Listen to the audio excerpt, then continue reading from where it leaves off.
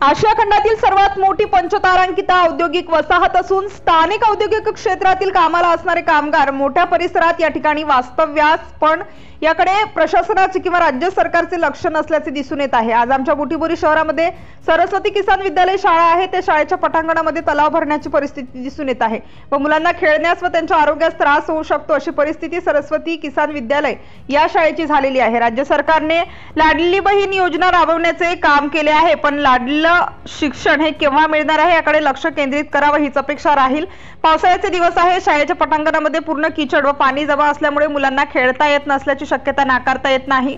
किचडामुळे मुलांचे आरोग्य धोक्यात येत आहे, म्हणून प्रशासनाने तातडीने लक्ष देऊन शाळेची जी परिस्थिती आहे ती परिस्थिती सुधारण्याचा तातडीने प्रयत्न करायला हवेत हीच अपेक्षा बाळगून आपणास सिटी न्यूज चॅनलच्या माध्यमातून आपल्यापर्यंत पोहोचण्याचा प्रयत्न करत आहे।